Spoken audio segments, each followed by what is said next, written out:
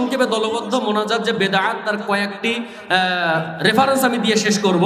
তার মধ্যে ইমাম ইবনে তাইমিয়া রাহিমাহুল্লাহ তিনি বলছেন মাজমুআ ফাতোয়া 22 নম্বর খণ্ডের 519 নম্বর পৃষ্ঠার মধ্যে উল্লেখ করেছেন যে তিনি বলছেন যে ফরজ সালাতের পরে দলবদ্ধ মোনাজাত করা বেদাত।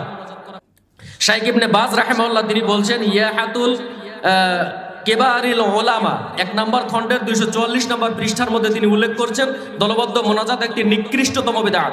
আল্লামা শাইখ নাসিরউদ্দিন আলবানী রাহিমাহুল্লাহ তিনি বলছেন সিফাতুস সালাতিন নবী সাল্লাল্লাহু আলাইহি ওয়াসাল্লামের 141 নম্বর পৃষ্ঠার মধ্যে উল্লেখ করেছেন সালাতের পরে হাত তুলে দোয়া করা এটা মূর্খদের কাজ। এবং শেখ উসাইমিন রাহিমাহুল্লাহ তিনি বলছেন ফতোয়া উসাইমিন 120 নম্বর পৃষ্ঠার মধ্যে উল্লেখ করেছেন দলবদ্ধ মোনাজাত করা এটি বিদআত। এবং আল্লামা আনোয়ার শাহ কাশ্মীরি রাহিমাহুল্লাহ বলছেন রসুফ শাফি নামের একটি বইয়ের 95 নম্বর পৃষ্ঠায় বলছেন হাত তুলে দোয়া ব্যতীত এখানে অনেক দোয়া রয়েছে। এবং আরো অনেকেই বলছেন আব্দুল হাই লাক্ষনবী রাহিমাহুল্লাহ তার ফতোয়ার মধ্যে 1 নম্বর খণ্ডের 100 নম্বর পৃষ্ঠার মধ্যে উল্লেখ করেছেন ইমাম সাহেব যখন হাত তুলে মোনাজাত করবে দোয়া করবে ওই সময় মুসল্লিরা কি করবে আমিন আমিন বলবে। এটা নবী আলাইহিস সালাতু ওয়াস সালামের যুগে ছিল না, বেদে এটা করা যাবে না। এবং ফতোয়া ইউসুফ বিন নূরি রাহিমাহুল্লাহ তিনি বলছেন মারিফুস সুনান 3 নম্বর খণ্ডের 407 নম্বর পৃষ্ঠার মধ্যে উল্লেখ করেছেন দলবদ্ধ মোনাজাত করা রাসূল থেকে কোনো প্রমাণ নেই, এজন্য এটা বেদাত। আবুল কাশেম নানতুবি রাহিমাহুল্লাহ তিনি বলছেন এমদুদ্দিন 397 নম্বর পৃষ্ঠার মধ্যে তিনি উল্লেখ করেছেন দলবদ্ধ মোনাজাত করা স্পষ্টতম বেদাত।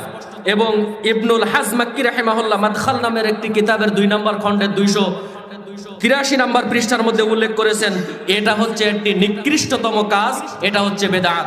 আর কয়েকটি দলিল সেটা হচ্ছে মুফতি আজম ফাইজউদ্দিন হাটহাজারী রাহিমাহুল্লাহ তিনি বলছেন আহকামে দোয়ার 21 নম্বর বইয়ের মধ্যে তিনি বলছেন যে সহিহ বা জয়ীফ কোনো কিতাব থেকে এর কোনো দলিল খুঁজে পাওয়া যায় না, এই জন্য এটি বিদআত। এবং আশরাফ আলী থানভী রাহিমাহুল্লাহ তিনি বলছেন দোয়া সুন্নত বা মুস্তাহাবের কোনো দলিল আমরা খুঁজে পাই না, প্রমাণ ইস্তিবাদুদ দাওয়া এর 8 নম্বর পৃষ্ঠায়। তাহলে সম্মানিত উপস্থিতি আমরা যে বিষয়টা বুঝতে পারলাম সেটা হচ্ছে অধিকাংশ ওলামা ইকরামের মত হচ্ছে 5 ওয়াক্ত সালাতের পরে দলবদ্ধ মোনাজাত করা বেদাত এবং নিকৃষ্টতম বেদাত। এই জন্য আমরা চেষ্টা করব এই নিকৃষ্টতম বেদাত না করে ওই সময় আমরা আল্লাহ বলছেন ফাসাব্বিহু তোমরা জিকির করো, আমরা জিকির করব ইনশাআল্লাহ। আল্লাহ আমাদেরকে তৌফিক দান করুক, আল্লাহুম্মা আমিন।